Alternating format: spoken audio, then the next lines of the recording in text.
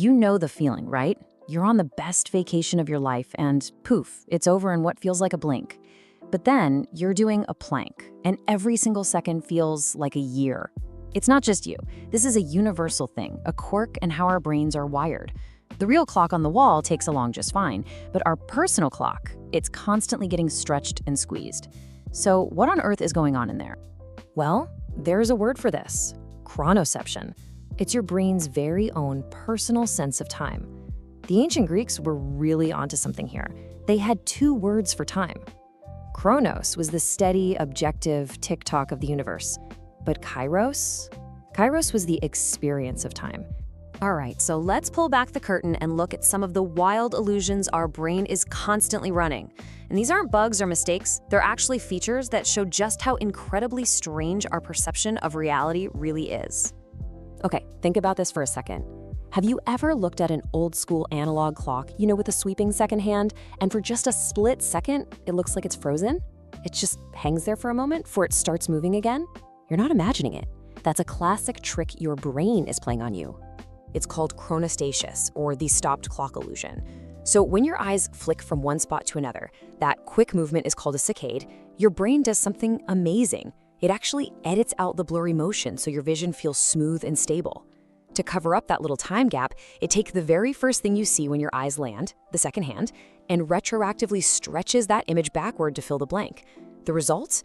That first second you see feels way longer than all the others.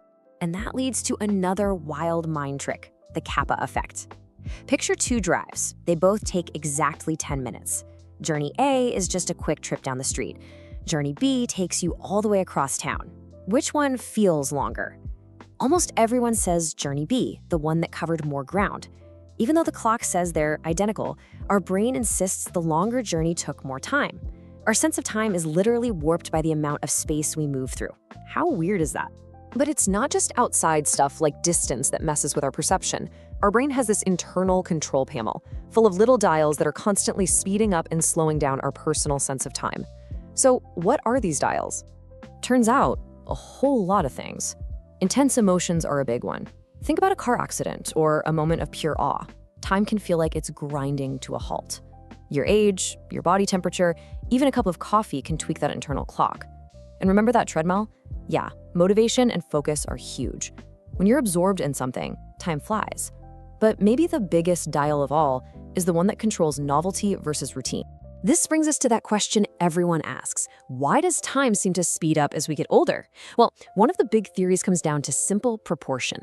For a 10-year-old, a single year is a massive 10% of their entire life so far. It's a huge chunk. But for a 50-year-old, that same year is just a tiny 2% of their life. So each year that passes is a smaller and smaller fraction of your total experience, making it feel like it's just whipping by. But it isn't just a math problem. It's also a memory problem. When you're a kid, almost everything is new. Your brain is firing on all cylinders, creating tons of rich, detailed memories. As an adult, life can get, well, a little routine. The daily commute, the same lunch, your brain goes on autopilot and you just don't form as many unique memories.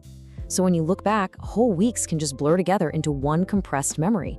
And get this whole time perception thing isn't just for us humans. It's a fundamental part of biology. And if you look at the animal kingdom, you see just how critical it is for, basic survival. So here's a general rule of thumb. The smaller an animal is, and the faster its metabolism, the slower it experiences the world. Think about a common housefly. To that fly, with its tiny body and super fast metabolism, our world is playing out in slow motion. And this isn't just a party trick, it is a life or death tool. For that fly, seeing in slow-mo means it can dodge your hand. For a dog, studies show they feel time passing acutely. That's why they get so much more excited when you've been gone for 8 hours versus 8 minutes. Even a goldfish can learn to expect food at a certain time. And honeybees? They judge how good a flower's nectar is by timing how long it takes other bees to unload it. For them, time is literally a tool for the job. Okay, so this brings us to the final reveal, and honestly, this one is the most mind-bending of all.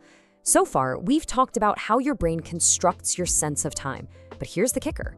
That construction isn't live. Your conscious awareness is always playing catch-up. Just think about it for a sec. When you clap your hands, the light from that clap hits your eyes way faster than the sound hits your ears. So your brain has a choice. It can give you a chaotic, out-of-sync version of reality as it happens, or it can wait. And it chooses to wait. It collects all the data from your eyes, your ears, your sense of touch, holds onto it until the very slowest signal arrives, and then it bundles it all together into one seamless, unified story. So what's the delay? How long does it wait? About 1/10 of a second. It's tiny, but the implication is huge. It means that the now you're experiencing, this very moment, already happened. Your brain values a coherent story more than an instantaneous one, which means your conscious reality is always slightly in the past. Let that sink in. The moment you are aware of as the present isn't the present at all. It's actually a memory. A super, super recent memory, but a memory nonetheless. Your brain is basically serving you a replay of what just happened and calling it now. And that leaves us with a pretty wild final thought. We walk around feeling like our senses are giving us this direct live feed of the world. But now we know that our experience of something as fundamental as time is a complete construction, a story our brain tells us. So it kind of makes you wonder, if your brain is building your sense of time from the ground up, what other parts of your reality is it secretly building without you even knowing?